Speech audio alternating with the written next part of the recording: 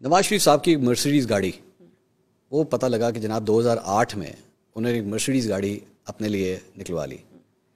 کیا ضرورت تھی جبکہ گاڑی الاؤڈ نہیں ہے؟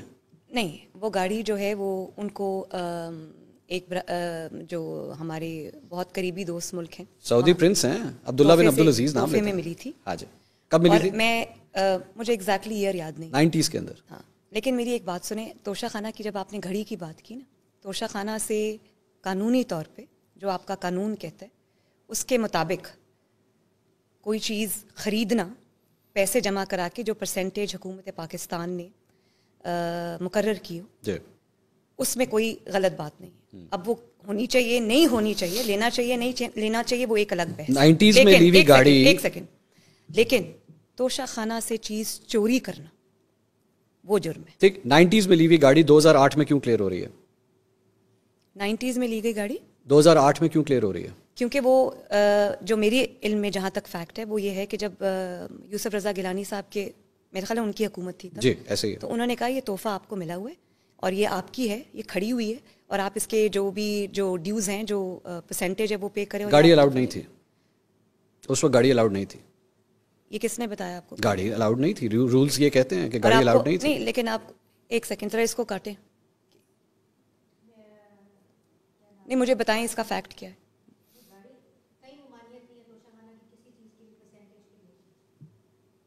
سنو، نہیں، ممانعت ہے، گاڑیاں الاؤڈ نہیں. گاڑیاں جو ہوتی ہیں وہ کارپول، مریم صاحبہ گاڑیاں الاؤڈ نہیں ہوتی.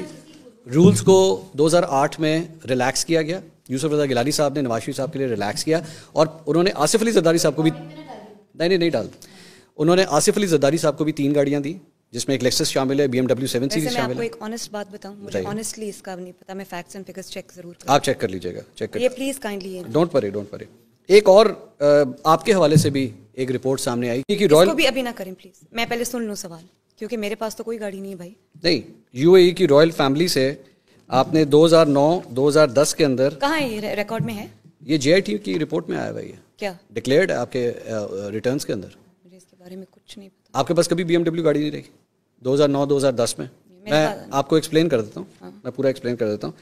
مریم صفدر اونڈ، یہ اب ایگزیکٹ رپورٹ بتا رہی، Maryam Safdar owned a BMW car which was gifted to her by the UAE royal family and the value of the car declared as rupees 3.5 million in the tax year 2009-2010, 2009-2010.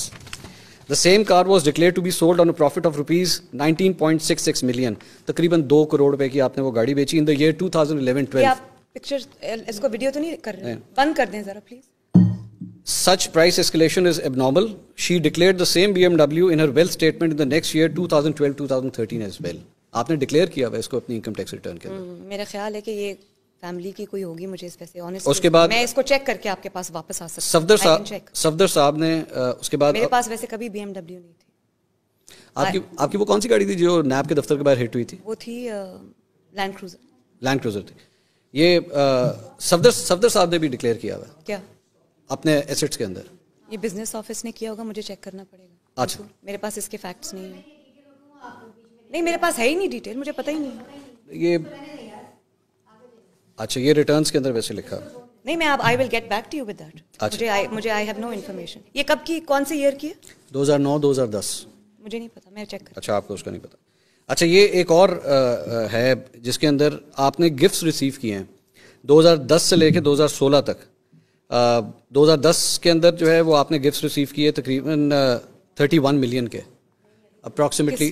3 مجھے نہیں پتا، یہ تو آپ کے ٹیکس میں ڈکلیئر ہوا ہے.